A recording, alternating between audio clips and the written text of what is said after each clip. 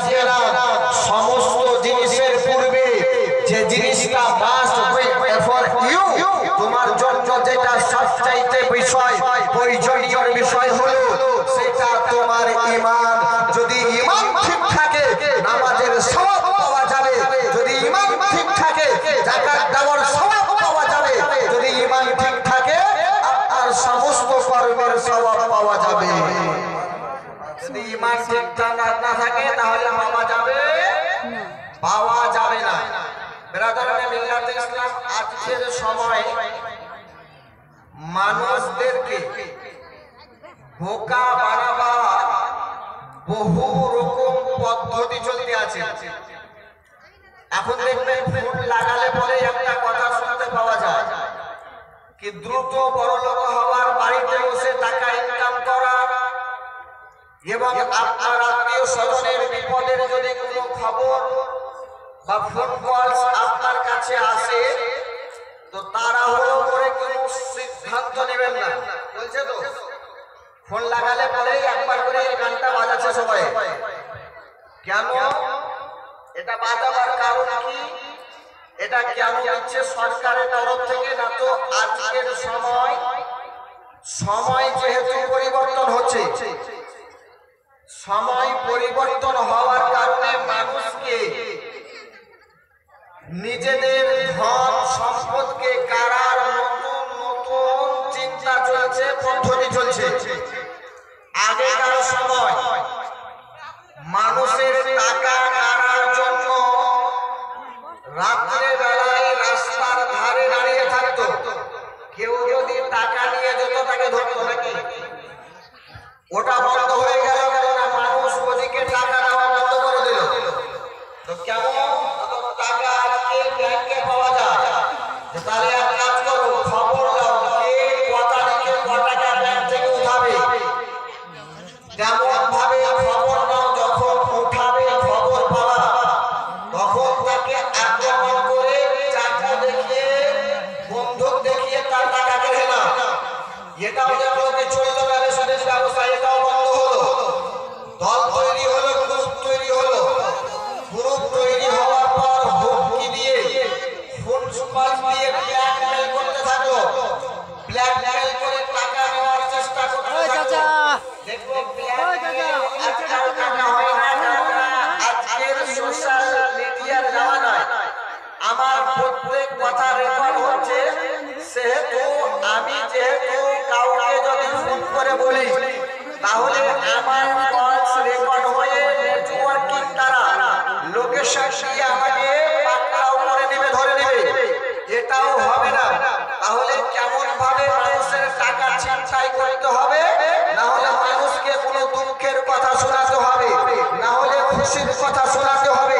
সেহেতু আজকের সমাজে, আজকের সময়ে, আজকের পরিবেশে, পরিবারে আর আজকের সময় দেখতে পাওয়া যায় মানুষের কাছে কল আসে, তোমার সরকারি চাকরি করে দেব, এতটা টাকা তোমাকে লাগবে, একটা কাজ করো, আমি তোমাকে একটা মেসেজ পাঠালাম, একটা ওটিপি গেল, ওটিপিটা আমাকে দাও, তোমার চাকরি হয়ে যাবে। চলছে না? চলে না? তারপরে আবার বললো তোমার বেটা খুব অসুস্থ, তাহলে এক কাজ করো, কি করতে হবে না তো অপারেশন, বিশাল বড় অপারেশন করতে হবে। তাহলে কাজ কিনা তো কিছু কাজ না, তোমাকে ফোন করছে একটু ভিডিও কল করলে একটা ওটিপি পাঠিয়ে দিল, সঙ্গে সঙ্গে আপনার অ্যাকাউন্ট থেকে পয়সা গায়েব। চলছে না? চলে না? আর বিশ্ব মুসলমান, আমি আপনাদেরকে বোঝাতে চাই, যুগ পাল্টিতে আছে, সময় পাল্টিতে আছে, জামানা পাল্টিতে আছে। আজকে চুরি করারও পদ্ধতি পাল্টিতে আছে, আজ সময় পাল্টিতে আছে। ডাকাতি করার পদ্ধতি পাল্টিতে আছে, সময় চেঞ্জ হতে আছে। ব্ল্যাকমেল করার পদ্ধতি চেঞ্জ হতে আছে। ঠিক তদ্রূপ সেই সময় খারিজি নামক মানুষেরা মানুষের ঈমানকে নিয়ে চিনিমুনি খেলতেছিল। মুতাজিলাদের নামক মানুষেরা মানুষের ঈমানকে নিয়ে চিনিমিনি খেলতেছিল।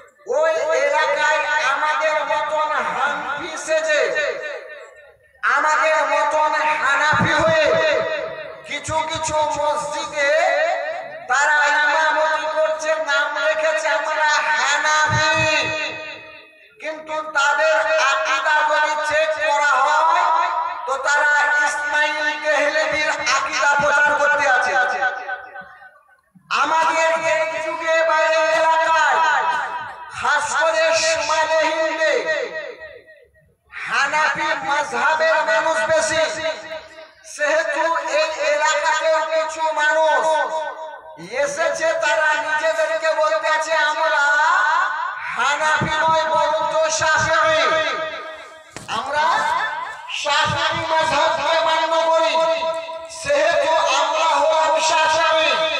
এবার আলিম উলামাকে যদি জিজ্ঞাসা করা হয় হুজুর শাফিঈ মাযহাব সঠিক না সঠিক নয়, সমস্ত আলিম বলবেন হ্যাঁ শাফিঈ মাযহাব সঠিক।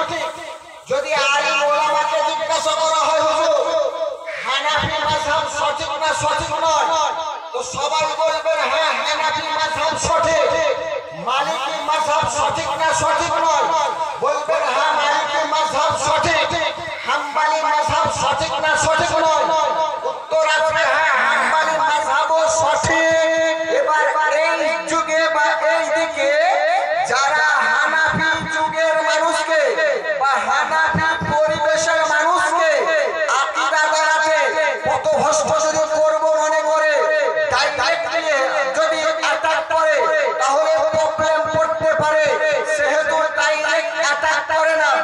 হানাফি সেজে নয়, বেশিরভাগ শাফিঈ সেজে তাদেরকেও দেখা যায় নিজেরা নিজেদের পূর্বপুরুষের আকীদা অর্থাৎ ইসমাঈল দেহলভীর আকীদা, কাসিম নানুতুবির আকীদা, ইবনে তাইমিয়ার আকীদা আপনার আমার সামনে প্রচার করে, আপনার আমার সামনে প্রচার করে।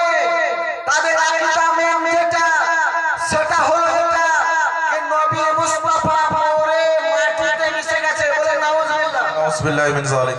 তাদের আকীদার মধ্যে হলো এটা একটা আকীদা নবী মুস্তাফা পিছের খবর বলতে পারে না। তাদের আকীদার মধ্যে এটা আকীদা কি নবী মুস্তাফা কোনো জিনিসের মালিক নয়। তাদের আকীদার মধ্যে আকীদা নবী মুস্তাফা আমাদের মতন মানুষ। তাদের আকীদার মধ্যে একটা আকীদা নবীদের সম্মান আল্লাহর নজদিকে চামারের চাইতে বেশি।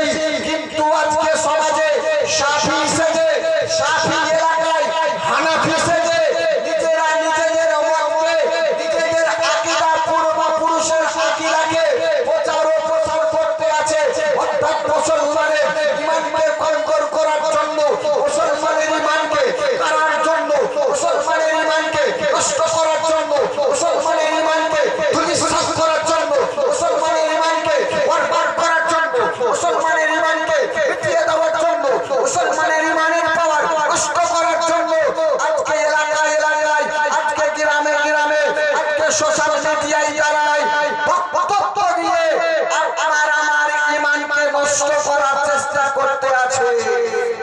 বাঁচতে হবে এদের থেকে বেঁচে নিজের ঈমানকে ঠিক করে রাখতে হবে। এই গতকালকে একটা ভিডিও দেখছিলাম, এর আগে আমার একটা বক্তব্য সোশ্যাল মিডিয়ায় আছে কি নবী মুস্তাফাকে কাউবয় বলেছে। কাউবয় বলা নবীকে যাবে না, যাবে না। এ বিষয়ে সোশ্যাল মিডিয়ায় আমার বক্তব্য আছে, আজকে ও বিষয়টা তুলে ধরবো না। নবী মুস্তাফাকে কাউবয় বলা যাবে না, এটা তো 100% রাইট বলা যাবে না। তারা বক্তব্য দিয়েছে, তার বক্তব্যের মাঝে তাকে প্রশ্ন করা হয়েছে কি নবী বন্দেরকে কি হযরত বা হুজুর বলা যাবে না, যাবে না? কি বলা যাবে? হযরত বলা যাবে আর হুজুর বলা যাবে না, যাবে না? বাংলাদেশি মাল, আমাদের ইন্ডিয়ার বক্তা নয়, বাংলাদেশ থেকে প্রচার হয়ে এসেছে। তো সে বলতে আছে নবীদের জন্য হযরত শব্দ ব্যবহার করা, নবীদের জন্য হযরত শব্দ ব্যবহার করা শিরক বা হারাম। এরকম শব্দ আস্তাগফিরুল্লাহ পড়ে, আস্তাগফিরুল্লাহ জোরে পড়ে।